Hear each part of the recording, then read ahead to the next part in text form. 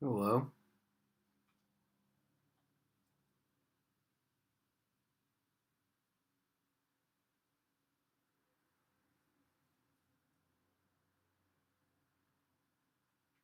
I am cold. I have the door open because the dogs keep wanting to go outside.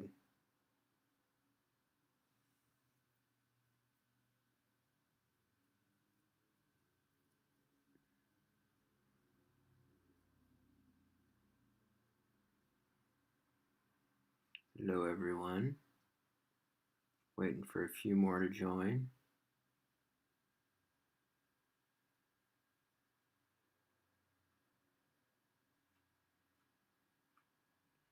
I have like no energy today.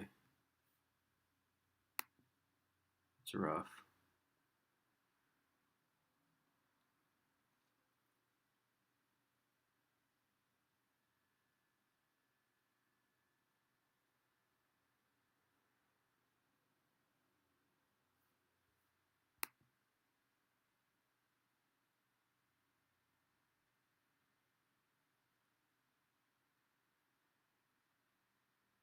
Okay, it looks like no one else is gonna join, so I'll just start.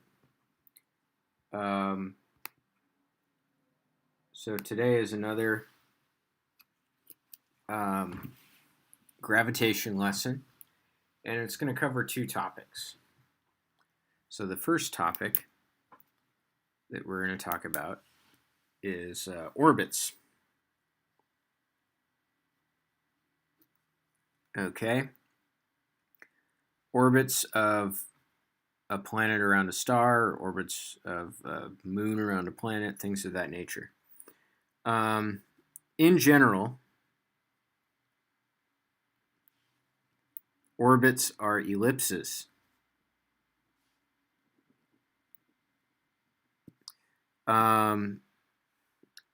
The mathematics behind that is a little bit beyond the scope of this class. So we're not going to worry about that. And we're going to worry about the special case of a circular orbit. All right. We will consider only circular orbits. And furthermore, so these orbits, if you have two equal massed objects orbiting each other, then it's actually both of them are circling around each other like this. Okay. So the reason why we tend to think of an orbit as a thing in the center and then another thing orbiting it is because there's a huge imbalance between the two masses of the objects. So if you have two things that have approximately equal mass, then they'll do something like this, where they're both moving. But we are only going to consider the case of circular orbits where one of the masses is much, much greater than the other mass. Okay? So this one would be considered the central body. So the one that's more massive barely moves at all. and then this one would be considered a satellite. Okay, so that's what we're considering for today. So, yeah, here's the picture. We have a central body of mass, and I'm going to give it a mass big M. So that's the big M symbol. So here it is. And then we have a satellite that's orbiting out here. The radius of the satellite's orbit is big R. Here's the satellite. The satellite has mass little m. Okay? Now keep in mind, because of the shell theorem, the quote radius of the orbit is the distance from the center of the planet to the center of the, or of the center of the central body to the center of the satellite. Okay? Assuming these are both spheres. Most of the time, that doesn't really make a difference because the size of the object is so small compared to the distance between them. So that's, I'm not really going to make that distinction again, but I just, technically speaking, that's the case. All right, so what we would like to do is we would like to calculate what is the period of this orbit. All right, so how would we do that? Well, we would do Newton's second law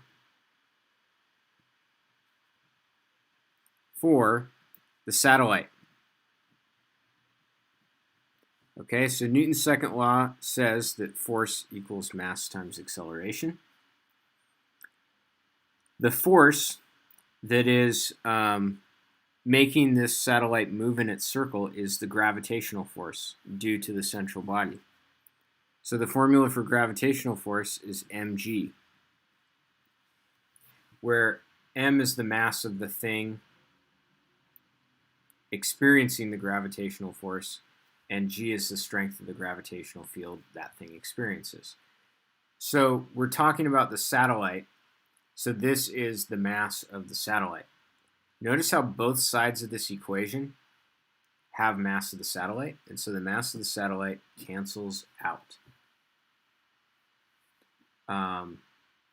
So in particular, that means that the shape of an orbit, the period of an orbit, does not depend on the mass of the satellite. So if you have another satellite, say of mass m2, and you put it in a circular orbit with a given radius, it's going to follow the exact same orbit as another mass would. Okay? So now we plug in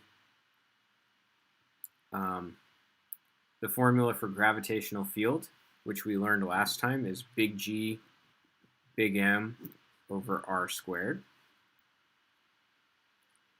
And then we plug in the equation for centripetal acceleration.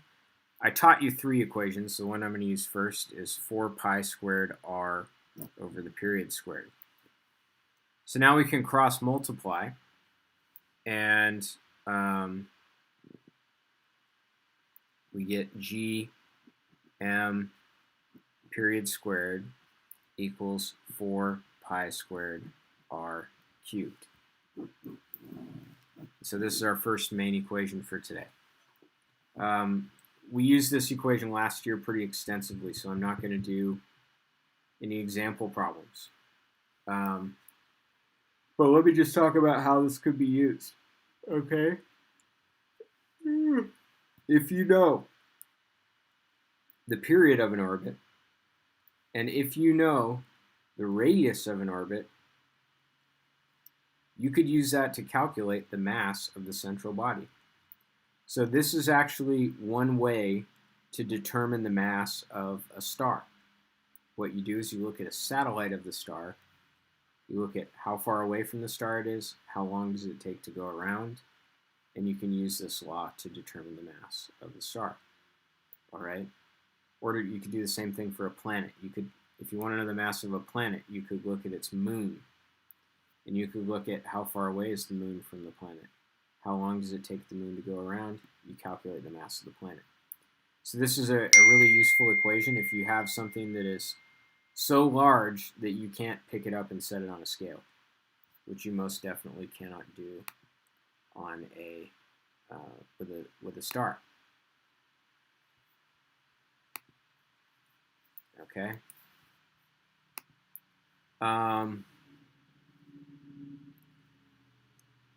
Another way you could use this equation is, let's say you want an orbit to have a certain period. You could use Kepler's law, this is called Kepler's law, by the way, to determine the radius of the orbit. So what should the altitude of the satellite be in order for it to have a given period? So this equation is just really useful. All right. We could, now I actually taught you 3 equations for centripetal acceleration. One of them was v squared over r, one of them was 4 pi squared r over period squared, and the other one was omega squared r. Okay. So what if we use this equation for centripetal acceleration? All right. Then we could redo our derivation, and we would get gm over r squared equals 4 pi squared, or v squared over r, my bad. And then we can cross multiply and take a square root, and what we get is that the velocity of a circular orbit, or the speed of a circular orbit, I guess I should say, is square root of g times big M over r. So this is a useful equation. It tells you how fast do you need to be going in order to maintain a circular orbit of a given size. Okay. A couple things about this. We can see that as the mass of the central body increases, so does the speed you have to have in order to maintain a circular orbit. Okay. For example, if the Earth were more massive than it is, you would have to go faster in order to get into orbit, which would increase the technological challenges, which would probably have delayed our arrival in outer space. Okay. So having a really massive central body means that it is difficult to maintain orbit. You have to go faster. The other thing I want to point out is that as the size of the orbit increases, as r increases, the speed of the circular orbit goes down. So the bigger the orbit is, the slower you don't have to go as quickly in order to maintain that orbit. So what that means is that planets that are further from the sun are orbiting more slowly than planets that are close to the sun. So the planet with the quickest orbit is Mercury. Okay, it's moving fastest. Yes, the period is the time it takes the satellite to make one full orbit. Correct. Okay. So we already discussed that stuff last year. So I want to get into the new stuff, which is gravitational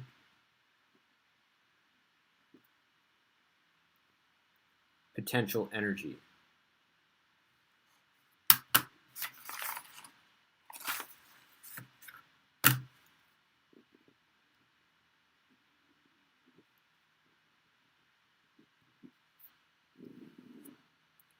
Okay. Now, you might say, well, hey, Mr. P, we already learned about gravitational potential energy. We already learned the equation U equals mgy. But this equation is flawed in an important respect. It's a really useful equation, but it's somewhat limited because this equation assumes G is a constant. The gravitational field is a constant. which for all intents and purposes, it is constant if you're close to the surface of the Earth. But if you start to really go up high and get a really large altitude, then the gravitational field of the Earth is weaker out there. Okay, so this equation is only valid if you are close to the surface of the Earth. Okay, and you're not changing altitude that much. But if we're talking about planets, planets have altitudes that are huge. Okay, and so for that reason, this equation is no good anymore. We need to use a better equation. So what we'll do is we'll use the formula for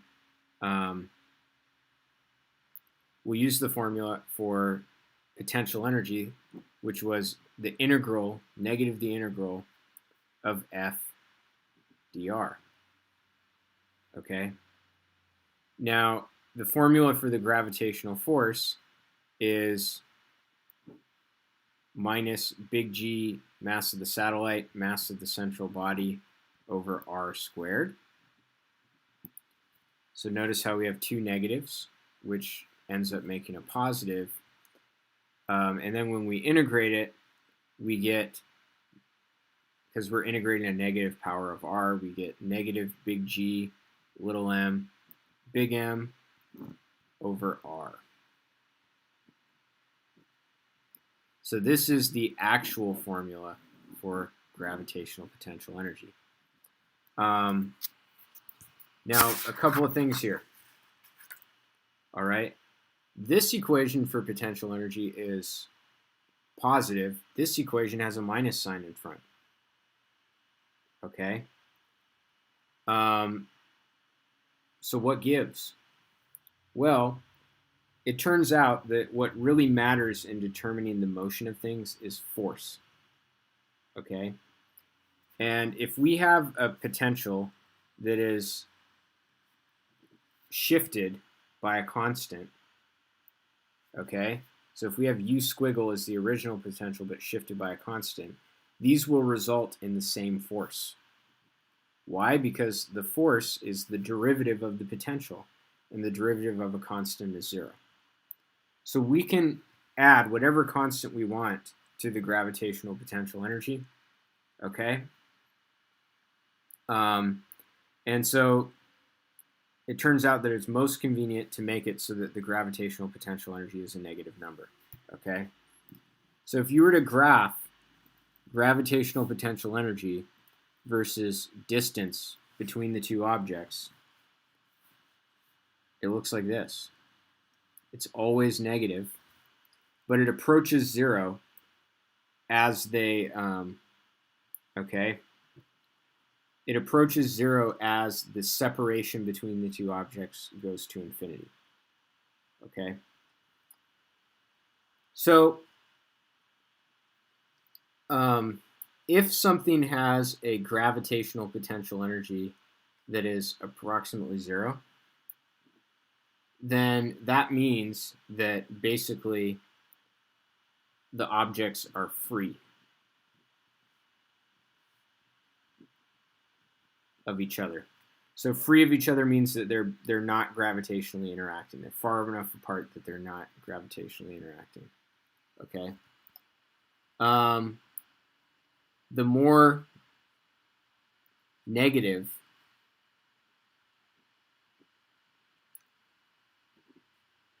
the gravitational potential energy is, the more bound, we use the term bound, the objects are. Okay? So the more negative the gravitational potential energy is, the more bound they are. They're stuck together interacting gravitationally. Okay. So we're going to be using this formula for the rest of the class, the rest of the lesson. Let's talk about the total energy of a circular orbit. Okay. So if you have a circular orbit, the total energy is going to be kinetic energy plus potential energy. All right? The kinetic energy is 1/2 little m v squared. Why is it little m? It's because the satellite is the one that's doing the moving. Remember, the central body is fixed in the middle. Okay. Plus the potential energy, which is negative big G, little m, big M over R. Remember, it's not R squared, it's just R for the energy. Okay. Now you might recall that we just derived an equation for the velocity of a circular orbit, and it's square root of big G, big M over R. So when I square that, I get just big G, big M over R. Okay? Which I then multiply by little m. So the total energy is 1/2 times big G times little m times big M over R minus big G times little m times big M over R.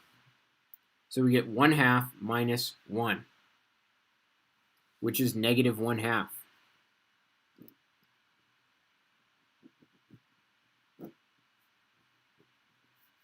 So this is the energy, the total energy of a circular orbit. And you can see that that total energy is a negative number. That total energy is a negative number. Okay, now what did I say that negative energies mean in the context of gravity? It means that it is bound.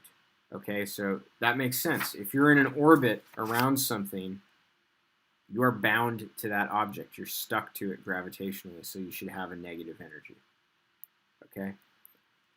Now, let me give you an example of something that I think is really cool that you can calculate with this. Okay? What if you have a satellite that's orbiting a star at a certain distance away, say R1, and you want to increase the altitude of that orbit. You want to boost the orbit to a higher altitude. So maybe the new altitude you want is R2. You could actually use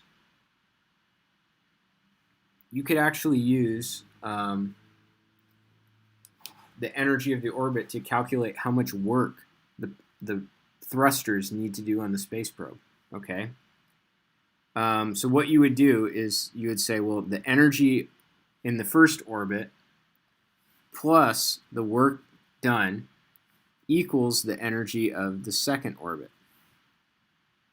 So the energy of the first orbit would be negative G times little m times big M over 2R1.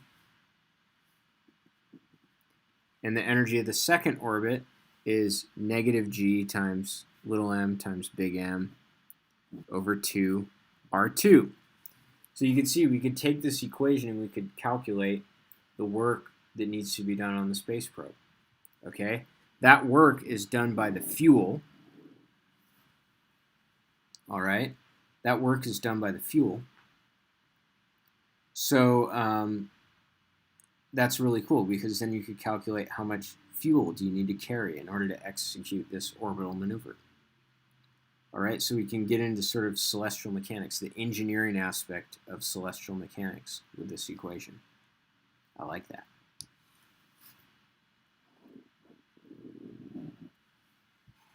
All right.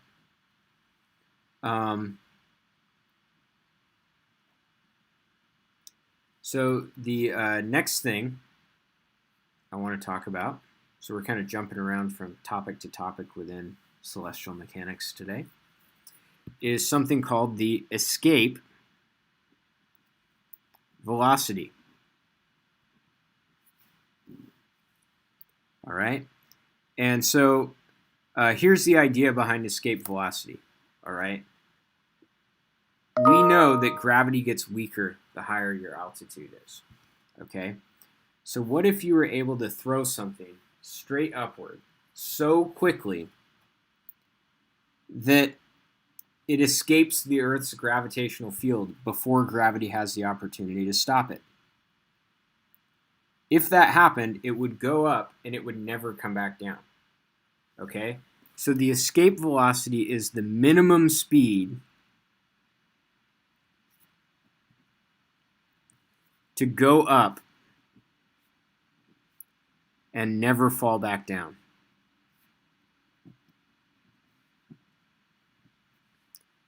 And we're going to neglect air resistance. Okay. And also an important point is it's the minimum. If you throw something upward at greater than the escape velocity, then it will also not come back down. Okay. So the escape velocity is going to depend on how far away from the central body you are. Okay. Why is that? If you're further away from the central body, then the gravity from the central body is not going to be as strong, so you don't need to go as fast to escape. The closer you are, the faster you need to go to escape. So let's just assume for simplicity that you are on the surface of the planet. The planet has a radius, big R, and we launch a rocket, and the rocket achieves the escape velocity, which I will call V sub ESC. All right? That means, and by the way, this once you achieve this escape velocity, you don't need to be propelled, continually propelled. It's just you have enough speed where you can just coast, and you're coasting away from the planet, and you'll never come back. All right? And then it makes it all the way out here. It escapes, so it gets infinitely far away. All right? So to determine and we're trying to determine the escape velocity. So to determine the escape velocity, we're going to use the conservation of energy.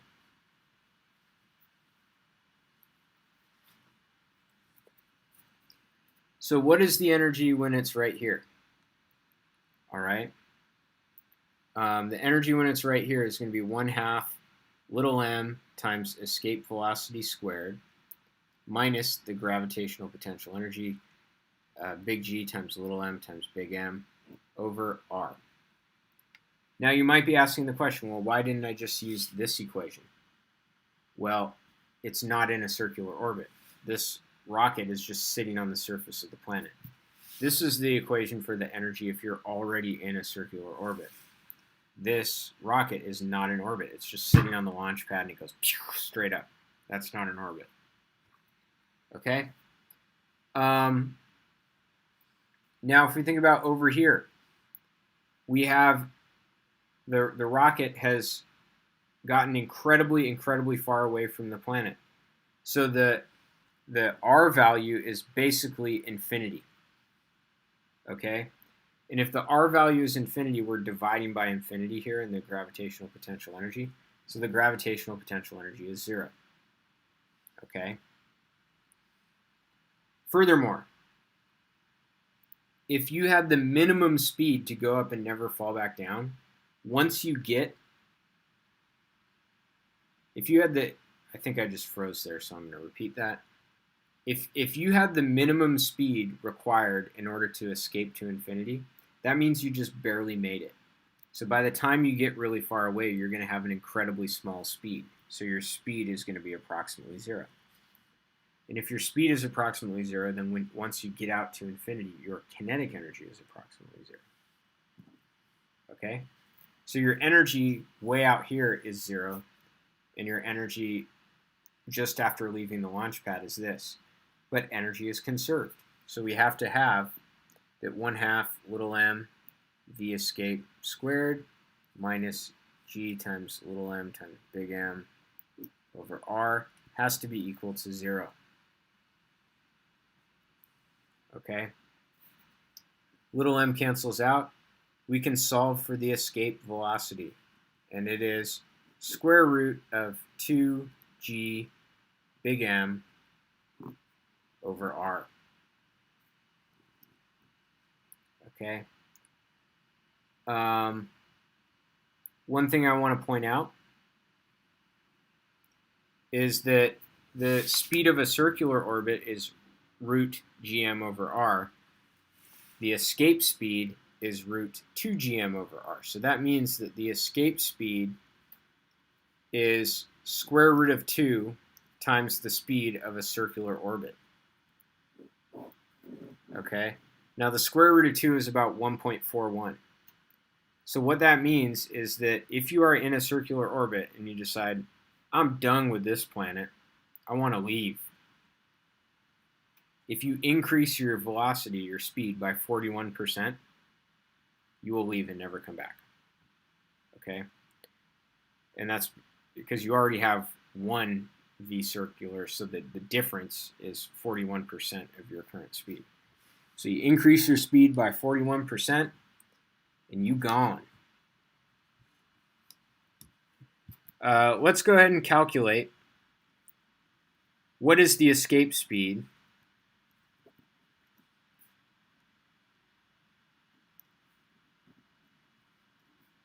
for Earth. Well, Earth has a mass of 6 times 10 to the 24th kilograms, and it has a radius of 6 times 10 to the 6th meters. So that means that the escape speed is square root of 2 times big G. Big G is a constant of nature. It's 6.7 times 10 to the negative 11 times the mass, which is 6 times 10 to the 24th, over R, 6 times 10 to the 6th. So I typed this into my calculator.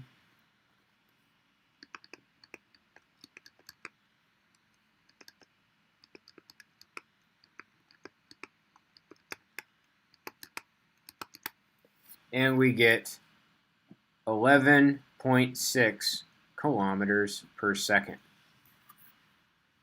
All right? Which, this is about 7.2 miles per second. So that is the escape speed from Earth. So if you wanted to throw something up from the surface of the Earth and have it never come back down, okay, you have to throw it up at 7.2 miles per second. That's really fast.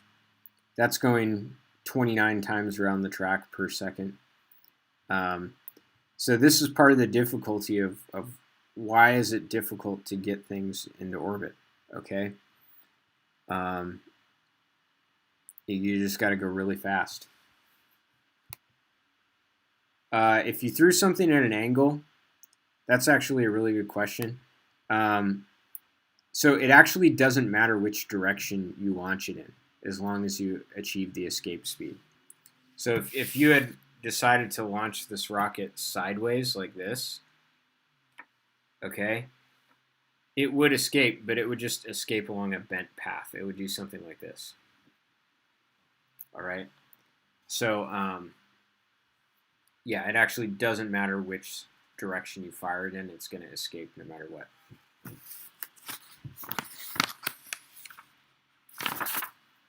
All right. So, got a couple more items that I wanted to talk about. So I wanted to ask the question, what if the escape velocity was the speed of light?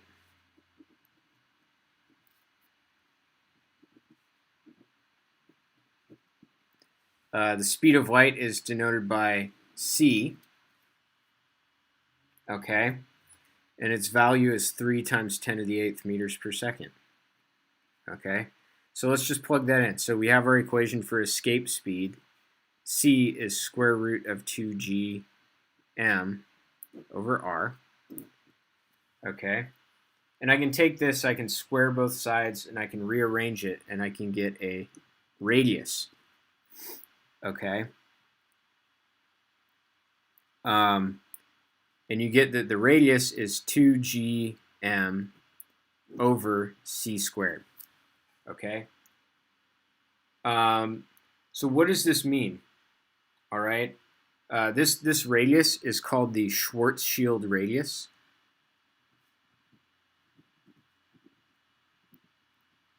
Okay. So if you had this much mass in a sphere of this radius, then to escape the surface, you would need to go the speed of light or faster, which is impossible. So nothing could escape. Okay. So basically, if you stuff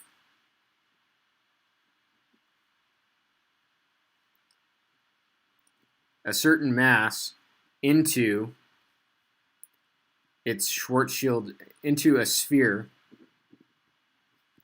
of radius equal to that mass's Schwarzschild radius,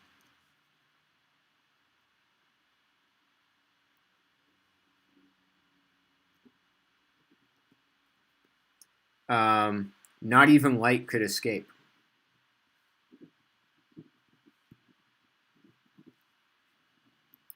So you would have a black hole. All right. So basically, this determines the equation for whether you have a black hole or not. It depends on if you have this amount of mass and you compress it into a sphere of this radius, okay, it will turn into a black hole. So a black hole is about compressing matter into a certain volume of space. And once you do that, the escape speed becomes greater than the speed of light. Let's go ahead and calculate this for Earth. What is the Schwarzschild radius of Earth? Well, I could use these numbers. So I just have r equals 2 times 6.7 times 10 to the negative 11 times m, which is the mass of the Earth, 6 times 10 to the 24th, divided by the speed of light squared. And if you do this, you end up getting approximately 1 centimeter. Okay? So that means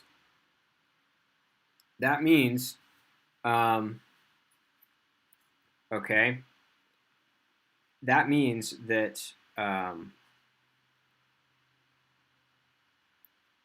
lost my train of thought there. That means that if you took the entire volume of the Earth and you compressed all of that matter into a sphere of diameter 2 centimeters, which is about that big, it would turn into a black hole. So that the entire Earth makes a black hole of about that big. All right, which is just incredible. In my opinion. So, yeah. So how do you compress? How could you compress that much matter into that small of a space? Well, this is why it's so difficult to make a black hole. Okay.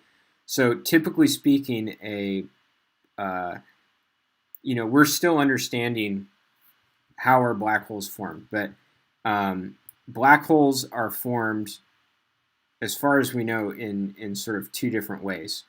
One way is if you look in the center of a galaxy, all galaxies have really, really, really, really incredibly large black holes in the center of them. Okay.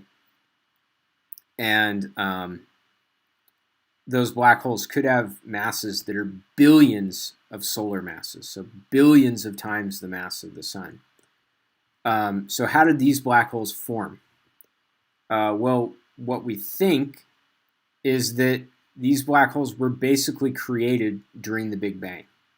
Okay, um, so the Big Bang somehow created these black holes, which then became galaxies, and they ate.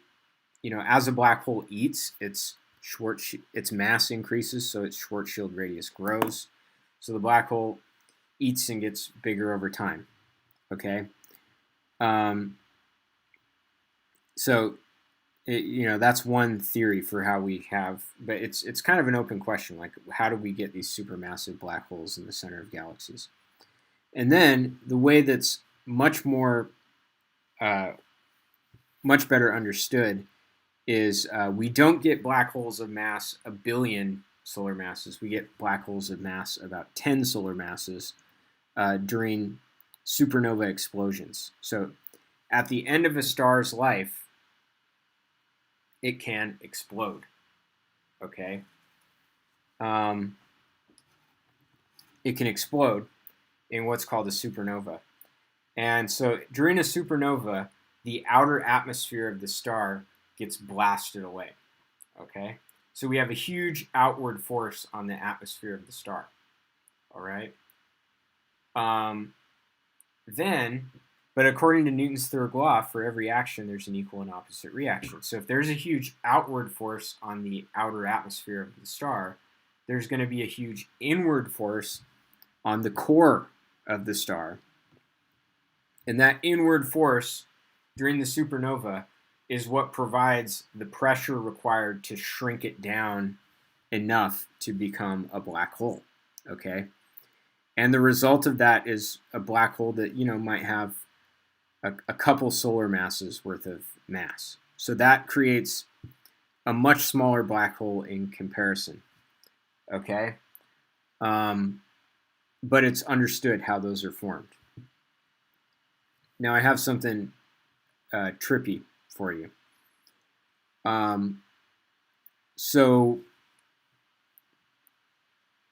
a couple of years ago, maybe 7 years ago, so more than a couple, but maybe 6 or 7 or 8 years ago.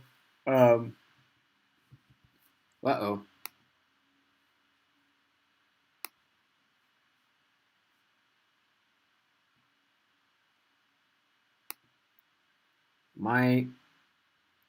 I'm not sure if I'm still live streaming.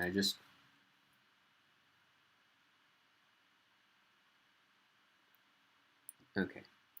Sorry, my computer just like froze for a second. So, anyways, okay, so like 8 years ago, a paper comes out and says there could be a ninth planet. Okay, and it was I read the paper. It was very comprehensible even to me, not being an expert in the field. And so I read the paper, and it was a pretty convincing argument. So what they did was they looked at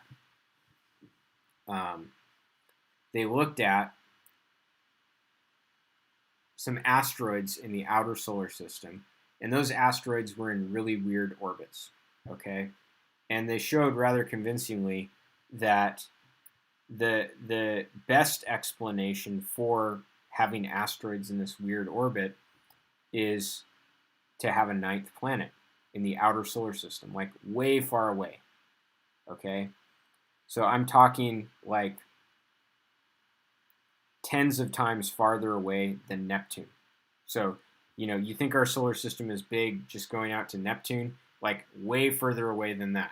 Okay, so a planet that's way out there, and it's occasionally going by these asteroids and flinging them into weird orbits. Okay, and so yeah, it was a convincing paper, and they were even able to calculate that probably the mass of this ninth planet is about 10 Earth masses. So it would be something like Neptune was the theory, and it's just way out there. Okay, so that paper is published. It's really convincing. Front page article in the New York Times. And so now astronomers start looking for this planet. They start scanning the sky. Even in the paper, they were able to predict like where the planet might be in its orbit. And so they start looking for the planet. Haven't been able to find it. Have not been able to find it. And the scientists are so convinced by this original paper that they start thinking of different theories. Okay, and this is probably the trippiest theory, which is, what if it is not a planet? What if it is a black hole? So what if there's a black hole that is 10 times the mass of the Earth orbiting in the outer solar system? Okay, think about it. The Schwarzschild radius is linearly proportional to the mass. So if you had a planet that was 10 times the mass of the Earth, its Schwarzschild radius would be 10 times the Schwarzschild radius of the Earth. So if this, quote, ninth planet were in fact a black hole, it would be a sphere, a black sphere of radius about, or of diameter about 20 centimeters. So it's literally like the size of a basketball. Okay? And so that would explain why we can't see it. Right? Because we're trying to literally spot something the size of a basketball that's 10 times as far away as Neptune, and it's black, and we're trying to look at it, right?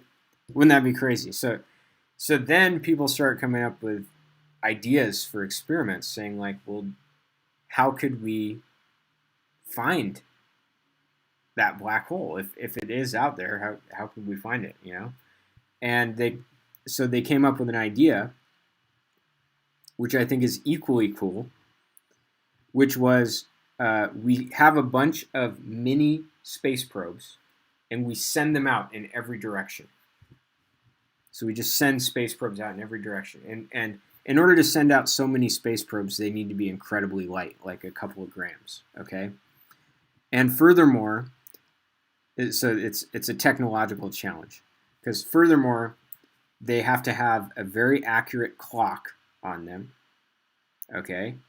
And furthermore, they need to be able to send the clock ticks back to Earth, okay? So let's suppose we were able to launch a bunch of tiny space probes in every direction with clocks on them. Because we're just sending them out randomly, some of those mini space probes might venture close to the black hole that's out there. Okay? And if they did that, then if you've ever seen Interstellar, you know that black holes slow down time. If you're in the vicinity of a black hole, the time gets slowed down. So what would happen is one of those probes goes by the black hole and time slows down for it. And so we start getting the ticks from that clock more slowly.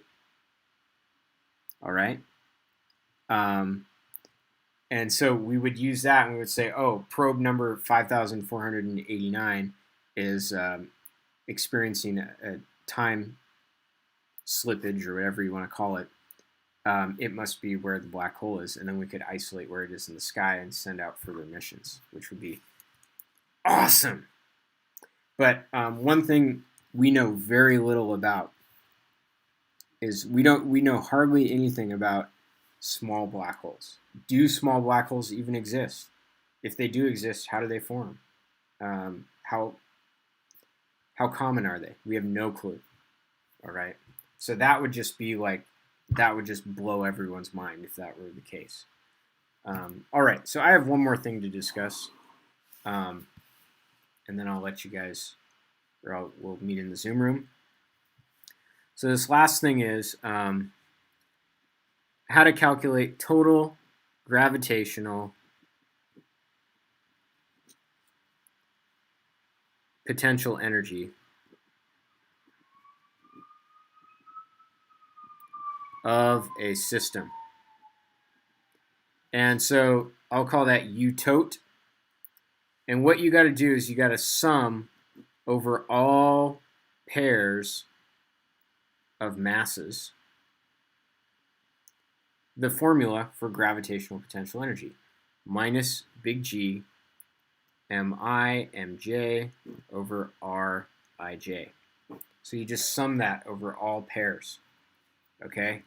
So let's do an example really fast since I'm running out of time. Suppose we had a square of masses. So we have M1, M2, M3, M4, and the side length of this square is called L. All right?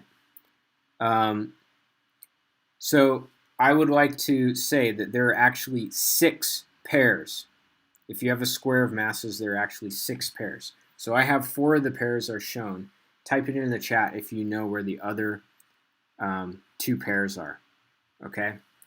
And while I'm waiting for that, I'm going to go ahead and start my calculation. So we have minus G. I'm going to go ahead and do this pair first. So I'll take care of that pair. Mi, which would be M1, Mj, which would be M4, divided by the distance between them, which is L. Then I'll do this pair, negative G, M1, M2 over L. Then I'll do this pair, which is going to be minus G, M2, M3 over L. And then I'll do this pair, which is going to be minus G, M3, M4 over L. And then excellent, yeah, the diagonals are the last 2 ones. So there's this diagonal and that diagonal. So let's take care of this diagonal. So we have minus G, M1, M3. Now this distance is greater. The diagonal of a square is square root of 2 times the side length. So this is going to be square root of 2L. And then the last pair is minus G, M2, M4 over square root of 2L. Okay? So this is obviously a negative number. So there's something called the gravitational binding energy, which is simply negative the total gravitational potential energy. And so you could think about the gravitational binding energy as the energy that you would need to completely separate the masses. Okay? So for example, if we calculated the gravitational binding energy of the solar system, it would be the energy required to take all the planets and move them so far apart that they're not gravitationally interacting anymore. All right? So anyways, that's my lesson.